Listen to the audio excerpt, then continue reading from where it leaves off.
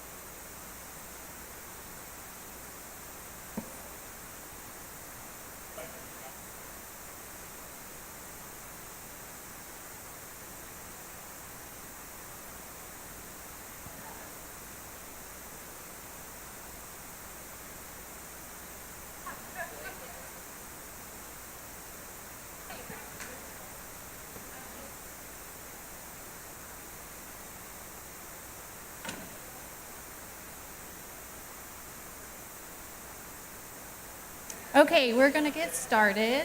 Hi.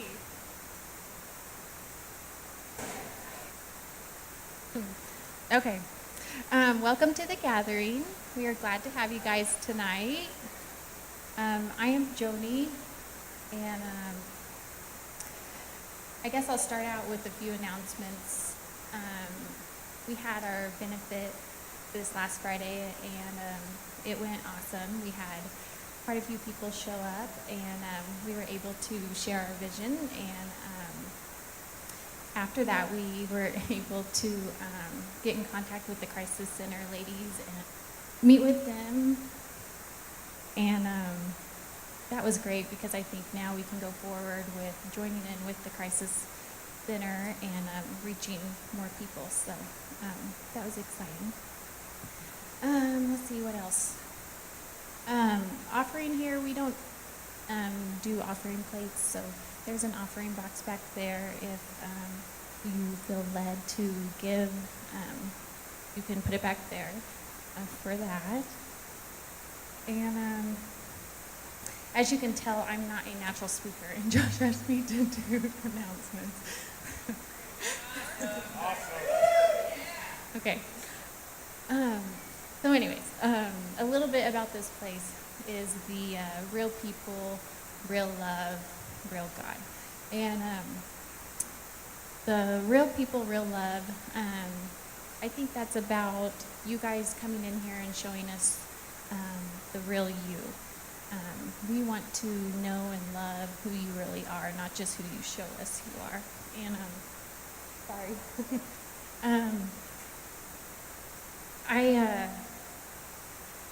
I feel like sometimes that's really hard to let your walls down and take the mask off, because I think it's easy for us to do that. I do not know why I'm so nervous.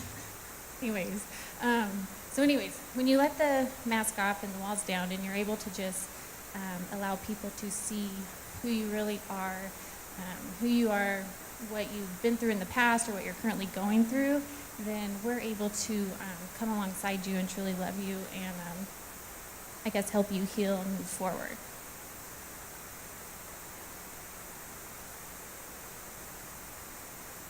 This is a disaster. Okay.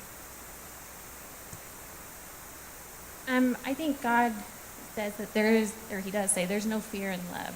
So I think there's a lot of freedom in when you can 100% let your walls down and just be real, because then I think that's when you experience true freedom.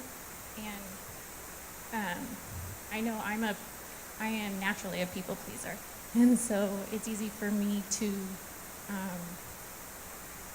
desire to get people's attention, or I guess I've always had to, because of my past, I either put walls up or it's hard for me to allow people to love me.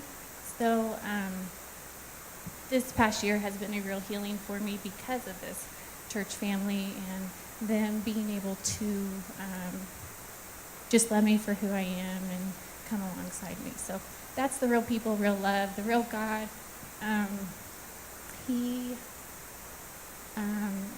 we believe that he is alive and living. His Holy Spirit is within us, and he is continually showing himself through either speaking to us or showing us his glory continually. So that is what we are about. So this is a safe place, and we're glad you're here.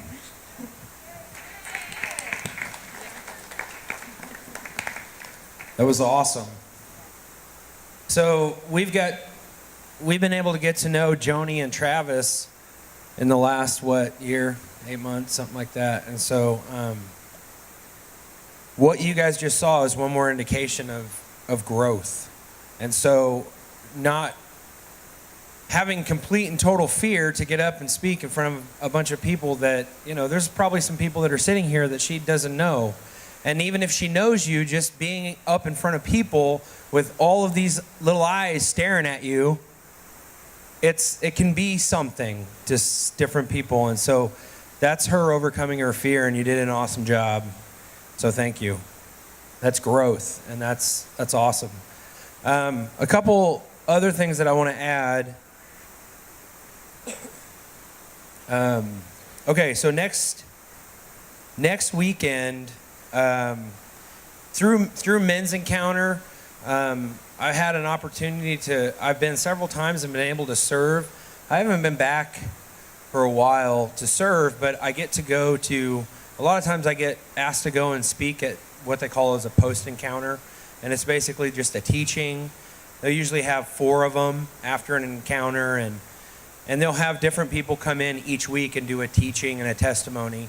And so I've done several of those, and I went to one and I spoke at one, I don't know, like a year ago.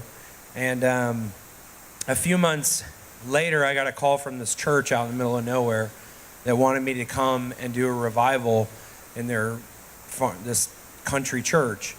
And so, you fast forward like 7-8 months, it's next weekend. And so, these people are way in advance prepared. I'm like, seriously? When is it? In April? Okay. So I've given them plenty of time to really think about what they're getting into. And they still want me to come. So we're going to go out there next weekend. We've done it for several different churches. They're going to give us the whole service. So they're just turning everything over to us. We're going to do the worship. We're going to do basically what we do here, testimonies, teaching, ministry time, things like that. We're going to bring that to this little tiny church, literally out in the middle of nowhere. It's a Pleasant Prairie God of Church, and really what I'm doing is I'm asking you guys to come with us. So when we went to Buckland, we took, a lot of people. When we went to Winfield, we took a lot of people. We all went down there, and we basically, it's not about me going down there and bringing revival. It's about a church, brothers and sisters of these folks coming in and teaching them something new. So it's Pleasant Prairie Church of God. Basically, you go down 83 south from Garden City.